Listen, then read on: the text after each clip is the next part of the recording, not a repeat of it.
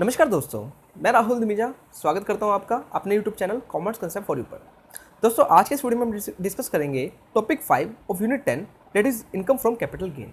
सो मिले इस वीडियो में हम डिस्कस करेंगे कैपिटल गेन होता क्या है, किस तरह हमें इनकम होती है कैपिटल गेन से, ओके, और ये किस तरह टैक्सेबल होता है, और मोस्ट इंपॉर्टेंट हम किस तरह कैपिटल गेन को कैलकुलेट करते हैं।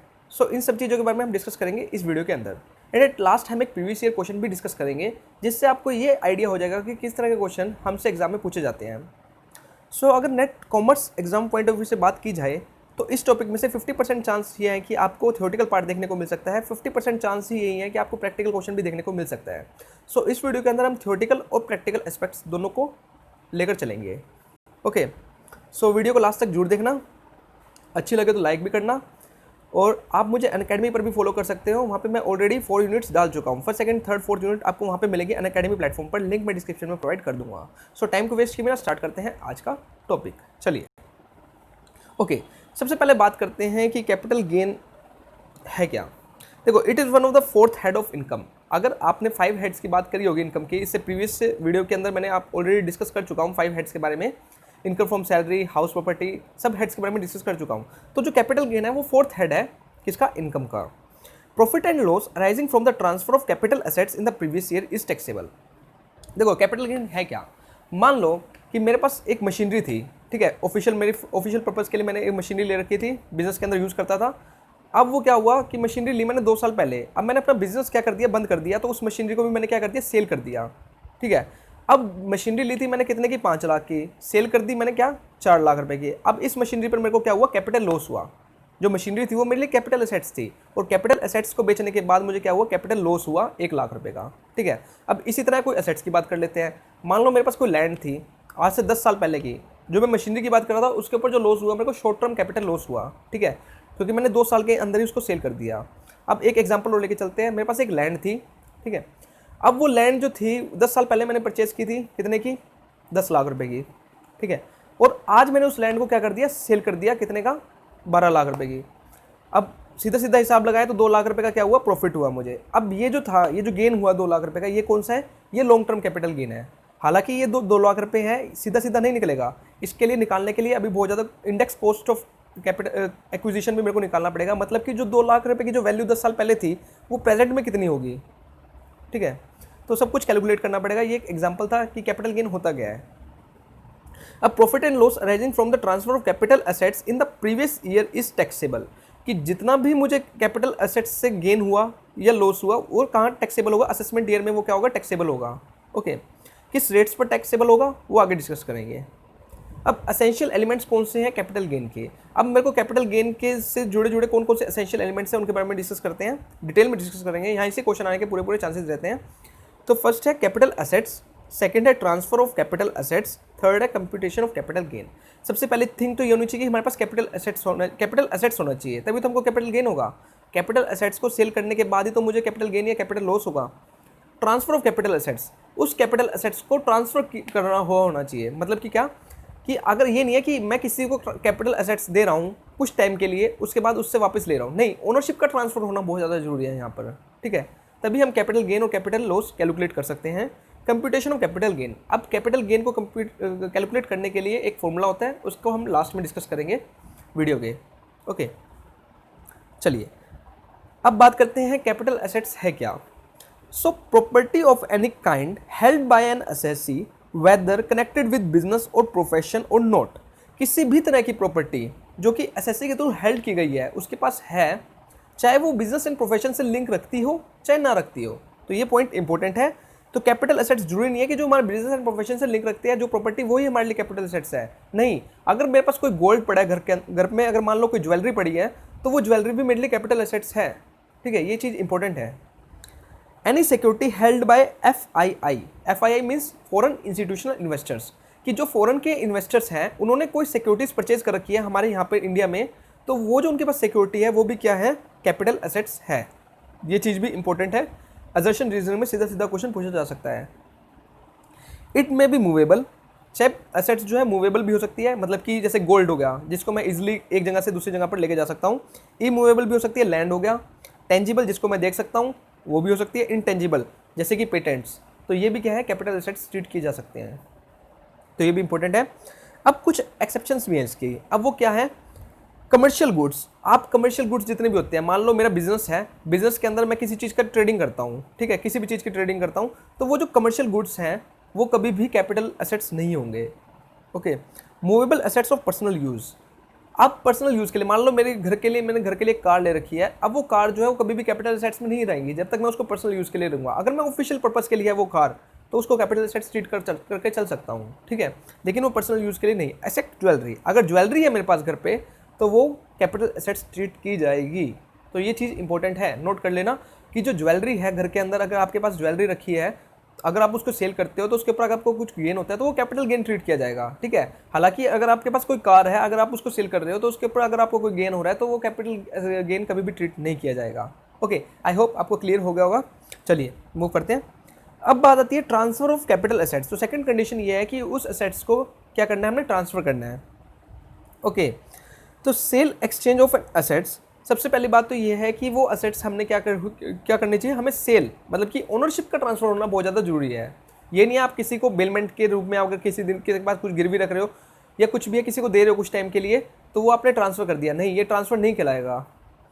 Compulsory acquisition under any law. अब मान लो कि मैंने कुछ लोन लिया, अपने एसेट्स को गिरवी करके कुछ लोन लिया और मैं वो लोन चुका नहीं पाया, तो उन्होंने मेरी एसेट्स पर कब्जा कर लिया, तो इस टाइम पे भी मैं कहूँगा कि वो एसेट्स क्या होगी, ट्रांसफर कर दी गई किसी दूसरी पार्टी की तरफ, ठीक है। तो यहाँ पे कंपल्सरी एक्विजिशन कर लिया गया है एसेट्स को। थर्ड है सेल कंसिडरेशन इज कंपल्सरी।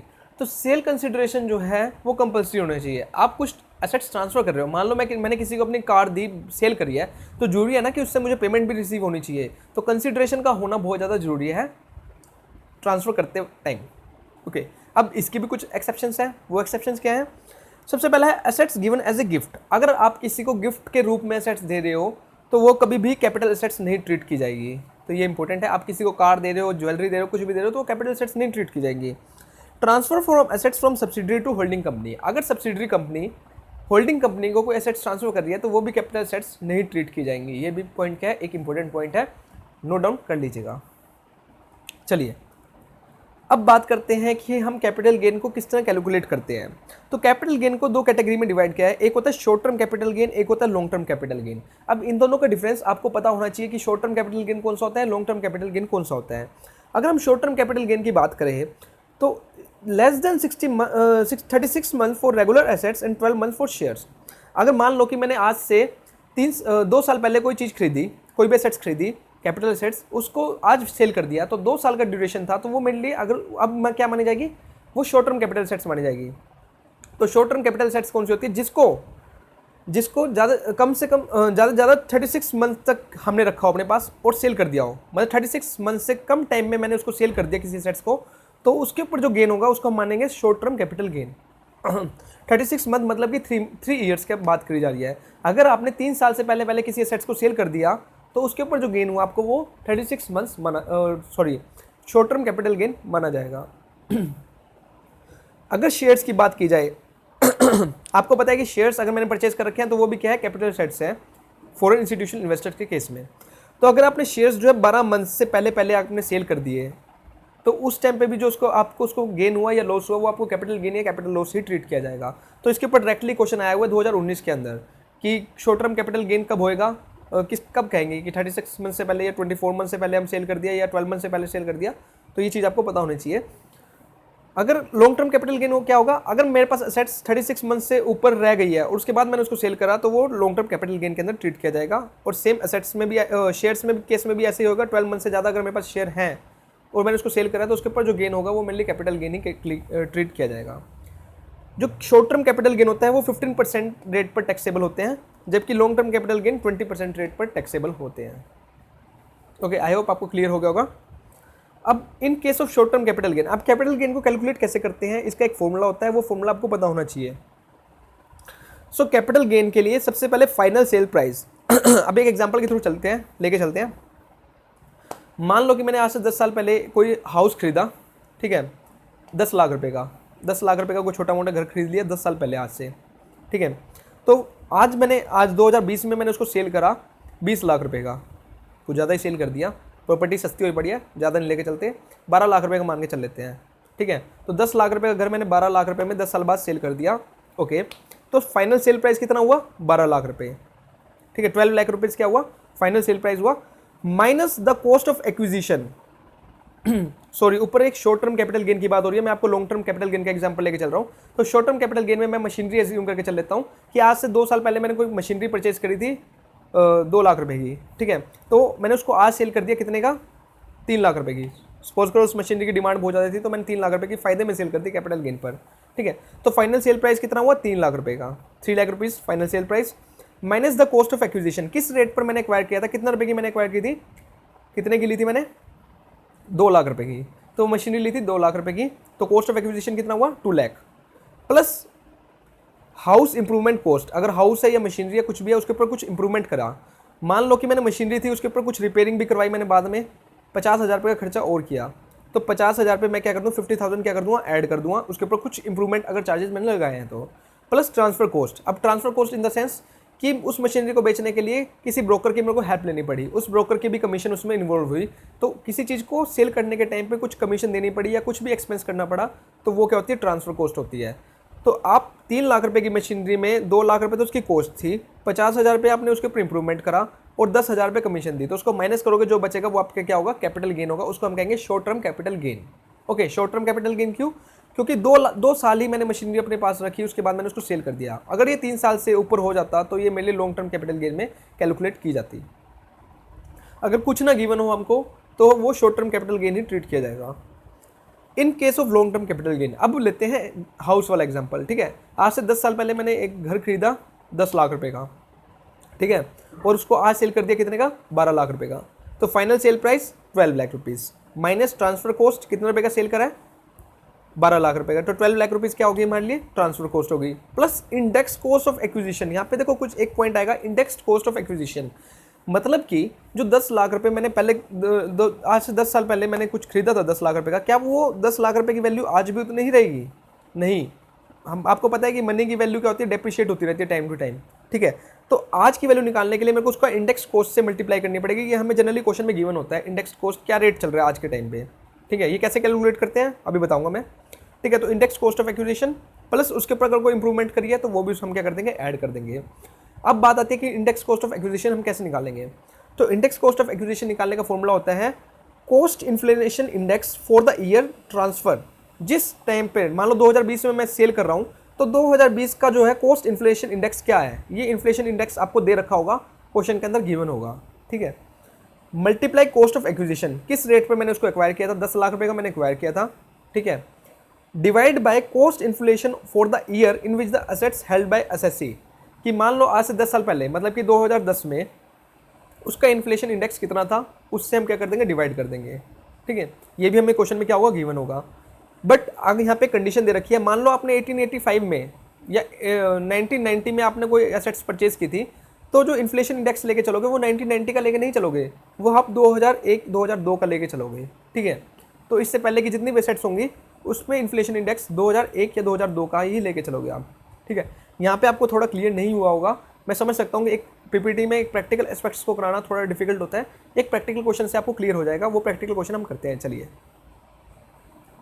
अब एक प्रैक्टिकल क्वेश्चन डिस्कस करते हैं। आई होप आपको यहाँ से क्वेश्चन क्लियर हो जाएगा। आपको सिंपल क्वेश्चन ही देखने को मिलेंगे, ज़्यादा हार्ड क्वेश्चन नेट एग्जाम में नहीं पूछे जाते। चलिए, mister Mishra boat A plot of land for ₹10 lakh in the year 2005। अब मिस्टर मिश्रा एक पर्सन है जिन्होंने एक प्लॉट परचेज किया था कितने का? 10 लाख रुपीज़ का इन द ईयर 2005। 2005 में परचेज किया था 10 लाख रुपए का। ठीक है, आफ्टर 10 ईयर्स 10 साल बाद ही elapsed in January 2015 and sold off his land ₹30 lakh. तो 10 साल बाद जनवरी 2015 में उन्होंने अपनी लैंड को 30 लाख रुपए का सोल्ड कर दिया, 30 लाख रुपीज़ का सोल्ड कर दिया। सो कैलकुलेट कैपिटल गेन। तो कैपिटल गेन कैलकुलेट करना है। तो आपको पता है कि यहाँ पे जो कैपिटल गेन होगा वो लॉन्ग टर्म कैपिटल गेन होगा। क्यों? क्योंकि 3 साल से ऊपर हमने सेल करा हुआ है। ठीक है, हमारे पास था। तो कॉस्ट इन्फ्लेशन, यहाँ पे देखो इन्फ्लेशन इंडेक्स नहीं दे रखा हमको, मैंने इस क्वेश्चन में मेंशन नहीं किया, जनरली आपको क्वेश्चन में गिवन होगा। ठीक है, वैसे इसकी एक टेबल भी होती है, या तो आप उसको याद कर लीजिएगा। वैसे जनरली अगर बात की जाए तो ये आपको गिवन होता है, नीचे ब्रैकेट में दे रखा होता है कितना इन्फ्लेशन इंडेक्स है। चलिए क्वेश्चन देखते हैं। अब cost inflation index is equal to inflation for financial year 2014-15। ठीक है, मैंने आपको बताया था जिस ईयर में मैं सेल कर रहा हूँ, आपको मैं एक बार फॉर्मूला दिखा देता हूँ कि inflation index cost of acquisition कैसे निकलता है। जिस ईयर में आप सेल कर रहे हो उस टाइम का inflation index multiply cost by acquisition divide by जिस ईयर में आपने परचेज किया था उसका इन्फ्लेशन इंडेक्स। ओके, तो यहाँ पे थोड़ा सा इन्होंने 2 स्टेप में इस चीज़ को कर रखा है, हम एक स्टेप में ही करेंगे। ठीक है, तो कॉस्ट ऑफ इन्फ्लेशन इंडेक्स 2014-15 का कितना है, 1024 जो है इन्फ्लेशन इंडेक्स है 2014-15 का। जिस ईयर में मैंने परचेज किया था, कब किया था, 2005 में, तो 2005 का जो कॉस्ट ऑफ इन्फ्लेशन इंडेक्स कितना है, 2.13। ओके, तो हमारा क्वेश्चन कैसे निकलेगा, 1024 मल्टीप्लाई बाय कितने की मैंने परचेज किया, सॉरी कितने का सोल्ड किया था लैंड, सॉरी, तो कॉस्ट ऑफ एक्विजिशन कितने का एक्वायर किया था, 10 लाख रुपए का, डिवाइड बाय जितने का कॉस्ट ऑफ इन्फ्लेशन इंडेक्स जिस रेट पर परचेज किया था, तो कॉस्ट ऑफ इन्फ्लेशन इंडेक्स कितना है, 2.13। ओके, सो डिवाइड कर देंगे 2.13 से, तो इसके बाद जो सोल्व करने के बाद आएगा वो आपका क्या आ जाएगा, इंडेक्स कॉस्ट ऑफ एक्विजिशन आ जाएगा। ठीक है, तो long term capital gain is equal to selling price. Selling price कितना है हमारे पास, सेलिंग प्राइस है 30 lakh. Okay, minus index cost of acquisition, index cost of acquisition कितना है हमारे पास, 21,30,000 रुपीज़ का। ठीक है, अगर आप कैलकुलेट करके देखोगे तो आपका निकल जाएगा, नहीं निकलेगा तो आप मुझे कमेंट करके बता सकते हैं, मैं अगेन इसको क्लैरिफाई कर दूंगा। तो हमारा आया लॉन्ग टर्म कैपिटल गेन 8,70,000। तो इसके ऊपर टैक्स कितना देना पड़ता है, 20% का। आपको पता है शॉर्ट टर्म पे 15% और लॉन्ग टर्म पे 20% का आपको टैक्स देना पड़ेगा। ठीक है, तो इस पर आया 1,74,000 रुपीज़। आई होप आपको क्लियर होगा। बहुत सिंपल क्वेश्चन था, थोड़ा सा पीपीटी में प्रैक्टिकल करवाना थोड़ा सा डिफिकल्ट होता है, तो इस करके मेरे को लग रहा है कि आप शायद ना भी समझ आया हो किसी को। सो आप बता देना, नीचे कमेंट बॉक्स में कमेंट कर देना, मैं एक नेक्स्ट वीडियो सेपरेट वीडियो ले आऊँगा जिसके ऊपर मैं सिर्फ एक प्रैक्टिकली सॉल्व कराऊंगा। ओके, सो एक क्वेश्चन आपके लिए, कितना आपने कंसेप्ट को अंडरस्टैंड किया। 2017 में आया हुआ है, नवंबर 2017 में, income from the sale of machinery is treated as, कितना सिंपल क्वेश्चन आया हुआ है कि सेल ऑफ, आप मशीनरी को सेल कर रहे हो। मैंने आपको एक चीज़ बताई थी कि अगर आपको कुछ नहीं मेंशन होगा तो आप उसको क्या ट्रीट करके चलोगे। ठीक है, तो ये याद रखना। Income from business and profession, option B income from short term capital gain, option C income from long term capital gain, option D income from other sources. Okay, so ये क्वेश्चन आपके लिए, नीचे कमेंट करके जरूर बताना कि इसका option कौन सा होगा। So thank you friends for listening. अगर वीडियो अच्छी लगी तो प्लीज़ को लाइक जरूर करना। अगर आप कॉमर्स स्टूडेंट हो या एंटी नेट कॉमर्स की प्रिपरेशन कर रहे हो तो आप मेरे चैनल को सब्सक्राइब कर सकते हो। ओके, यहाँ पे आपको रेगुलर अपडेट्स मिलते रहेंगे। Thank you friends for listening.